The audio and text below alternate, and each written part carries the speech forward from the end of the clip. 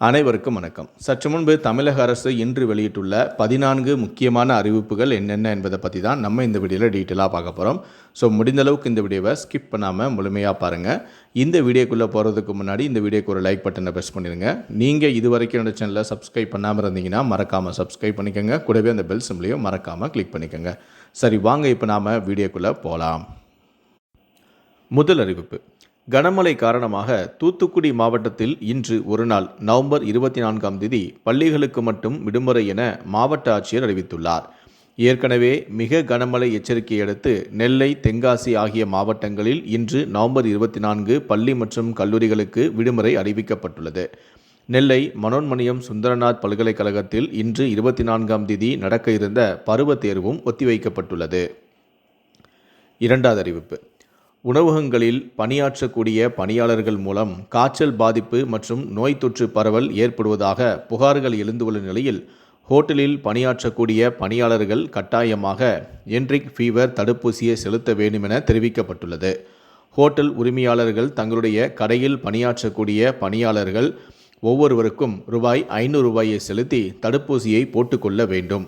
மேலும் தடுப்பூசியை செலுத்தி கொண்ட பிறகு மருத்துவ சான்றிதழ் பெற்றுக்கொள்ள வேண்டும். தடுப்பூசி போட்ட சான்றிதழை மாவட்ட உணவு பாதுகாப்புத்துறை நியமன அலுவலர்கள் மற்றும் அதிகாரிகள் அனைத்து ஹோட்டல்களுக்கும் சென்று ஆய்வு மேற்கொள்ள வேண்டும். 2 ஆண்டுகளுக்கு ஒருமுறை தடுப்பூசியை செலுத்திக் கொள்ள வேண்டும் எனவும் தெரிவிக்கப்பட்டுள்ளது. மூன்றாவது அறிவிப்பு. சபரிமலைக்கு வரும் 28ஆம் தேதி முதல் ஜனவரி 16ஆம் தேதி வரை சிறப்பு பேருந்துகள் இயக்கப்படும் என அரசு விரைவு போக்குவரத்து கழக மேலாண் இயக்குநரான மோகன் தெரிவித்துள்ளார். அரசு விரைவு போக்குவரத்து கழகத்தின் சார்பில் சபரிமலைக்கு இயக்கப்பட்டு வரும் சிறப்பு பேருந்துகள் தருமபுரி, கிருஷ்ணகிரி, ஓசூர், சேலம், கரூர் பகுதிகளில் இருந்தும் இயக்கப்படும் எனவும் அறிவிக்கப்பட்டுள்ளது. நவம்பர் 28 முதல் ஜனவரி 16ஆம் தேதி வரை இயக்கப்பட உள்ளது. டிசம்பர் 27 முதல் 30 வரை கோயில் நடை சாத்தப்படுவதால் இடைப்பட்ட அந்த நாட்களில் மட்டும் பேருந்துகள் இயக்கப்படாது. tnstc.in என்ற இணையதளத்தில் முன்பதிவு செய்து கொள்ளலாம். நான்காவது அறிவிப்பு.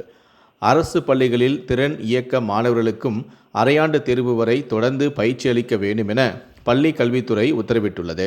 தினம் ஒரு பாடம் என 90 நிமிடங்கள் கற்பிக்கப்பட வேண்டும் எனவும் திறன் இயக்கத்துக்கு தேர்வான அனைத்து மாணவர்களும் மாதாந்திர மதிப்பீட்டு தேர்வில் பங்கேற்பது அவசியம் எனவும் நடப்பு மாதத்துக்கான மாதாந்திர தேர்வு நவம்பர் 25 முதல் 27ஆம் தேதி வரை வழக்கமான நடைமுறையின்படி நடைபெறும் எனவும் திறன் இயக்கத்தில் அல்லாத மாணவர்களுக்கு வழக்கமான நடைமுறையின்படி அரையாண்டு தேர்வு நடத்தப்படும் எனவும் தெரிவிக்கப்பட்டுள்ளது. ஐந்தாவது அறிவிப்பு. நடப்பாண்டுக்கான CMET தேர்வு ஜனவரி மாதம் நடைபெற உள்ளது. இதற்கான இணையதள விண்ணப்ப பதிவானது கடந்த அக்டோபர் 17 தொடங்கி நவம்பர் 17ஆம் தேதி முடிந்தது. தற்போது பல்வேறு தரப்பின் கோரிக்கைகளை ஏற்று விண்ணப்பிக்க இன்றே 24ஆம் தேதி கடைசி நாளாகும். விருப்பமுள்ள பட்டதாரிகள் cmet.nta.nic.in எனும் வலைத்தளம் வழியாக துரிதமாக விண்ணப்பிக்க வேண்டும்.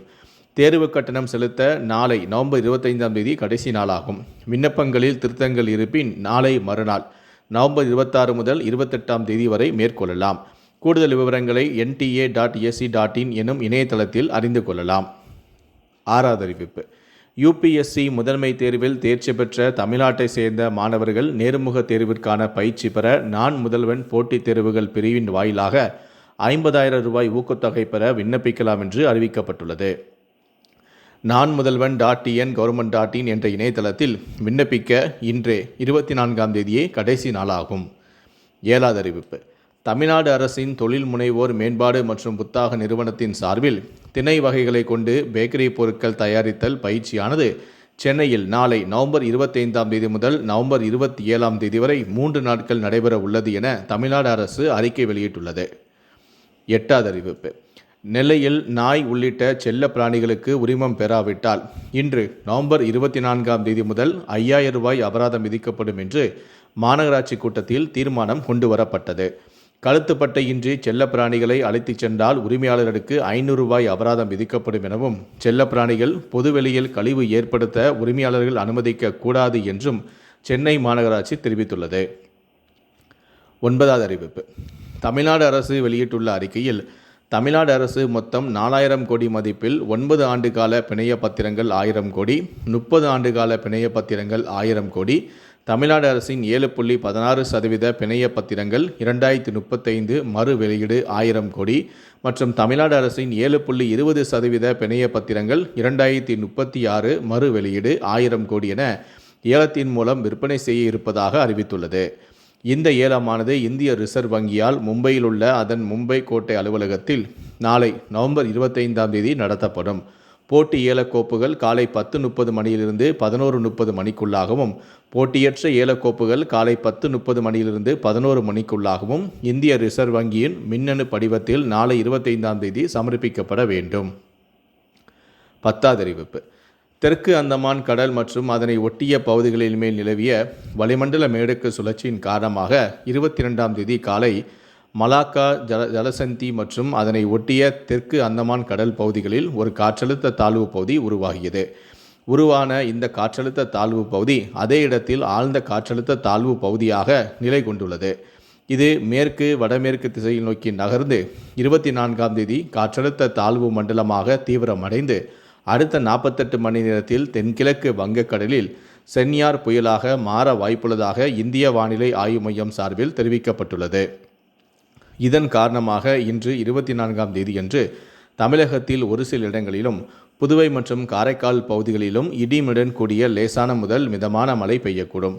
கன்னியாகுமரி, திருநெல்வேலி, தூத்துக்குடி, தென்காசி, ராமநாதபுரம், விருதுநகர், புதுக்கோட்டை, தஞ்சாவூர், திருவாரூர், நாகப்பட்டினம், மயிலாடுதுறை மாவட்டங்களில் ஓரிரு இடங்களிலும், காரைக்கால் பகுதிகளிலும் கனமழை பெய்ய வாய்ப்புள்ளது. 11வது அறிவிப்பு. நவம்பர் 25, 26 ஆகிய தேதிகளில் கோவை, ஈரோடு மாவட்டங்களில் முதலமைச்சரான மு.க. ஸ்டாலின் கள ஆய்வு செய்கிறார். நாளை நவம்பர் 25 கோவை மாவட்டத்தில் செம்மொழி பூங்காவை முதலமைச்சர் மு.க. ஸ்டாலின் திறந்து வைக்கிறார். நவம்பர் 25 மாலை தொழில்துறை சார்பில் நடைபெறும் நிகழ்ச்சியிலும் முதலமைச்சர் பங்கேற்கிறார். முதலமைச்சர் முன்னிலையில் பல தொழில் நிறுவனங்களுடன் புரிந்துணர்வு ஒப்பந்தங்களும் கையெழுத்தாகின்றன. ஈரோடு மாவட்டத்தில் 605 கோடியில் முடிவுற்ற பணிகளையும் தொடங்கி வைத்து புதிய திட்டங்களுக்கும் அடிக்கல் நாட்டுகிறார். 12வது அறிவிப்பு. திருவண்ணாமலை கார்த்திகை தீபத்தை முன்னிட்டு 252 இடங்களில் அன்னதானம் வழங்க தமிழ்நாடு அரசு உத்தரவிட்டுள்ளது. பக்தர்களுக்கு நீர், பாதாம் பால், பனக்கற்கண்டு பால் வழங்குவோர் உணவு பாதுகாப்புத்துறை மூலமாக அனுமதி பெற வேண்டும். மாவட்ட நிர்வாகம் அனுமதி கொடுத்த இடத்தில் மட்டுமே அன்னதானம் வழங்க வேண்டும் எனவும் உணவு பாதுகாப்புத்துறை தெரிவித்துள்ளது. 13வது அறிவிப்பு. 18 ஆண்டுகளுக்கு பிறகு சென்னையில் ஜனவரி முதல் மின்சார டபுள் டக்கர் பஸ்கள் இயக்கப்பட உள்ளது. மாநகர போக்குவரத்து துறை அதிகாரிகள் தகவல். அதன்படி முதல் கட்டமாக 20 மின்சார டபுள் டக்கர் பேருந்துகளை வாங்க திட்டமிடப்பட்டுள்ளன. குறிப்பாக வார இறுதி நாட்கள், சுற்றுலா தலங்களுக்கு செல்லும் வழித்தடம், பயணிகளுக்கு தேவையாக உள்ள அதிகம் பயன்படுத்தக்கூடிய வழித்தடம் உள்ளிட்டவைகளில் இயக்க முடிவெடுக்கப்பட்டுள்ளது. கடைசியாக 14வது அறிவிப்பு. கோவை செம்மொழி பூங்காவை டிசம்பர் 1 முதல் பொதுமக்கள் பார்வையிட அனுமதிக்கப்படுவார்கள் என்று அமைச்சரான KN நேரு தெரிவித்துள்ளார். கோவை செம்மொழி பூங்காவை வரும் 25 காலை 11 மணிக்கு திட்டமிட்டபடி முதலமைச்சர் மு.க. ஸ்டாலின் திறந்து வைக்கிறார் எனவும், செம்மொழி பூங்காவை பொதுமக்கள் பார்வையிட கட்டணம் நிர்ணயிக்கப்பட்டு டிசம்பர் 1 முதல் அனுமதிக்கப்படுவார் எனவும் கூறியுள்ளார். இந்த 14 அறிவிப்புகளை பற்றிய உங்களுடைய கருத்துக்கள் என்ன அப்படிங்கிறத கீழே இருக்கக்கூடிய கமெண்ட் செக்ஷனில் மறக்காமல் சொல்லுங்கள். முடிந்தளவுக்கு இந்த வீடியோவை மற்றவங்களுக்கும் ஷேர் பண்ணுங்கள். மேலும் இது போன்ற பல வீடியோக்களை நீங்கள் பார்க்கணும் அப்படின்னு நினச்சிங்கன்னா மறக்காமல் என்ன சொன்னீங்க சப்ஸ்கிரைப் பண்ணுங்கள். கூடவே அந்த பெல் சிம்பலையும் மறக்காமல் கிளிக் பண்ணுங்கள். நன்றி, வணக்கம்.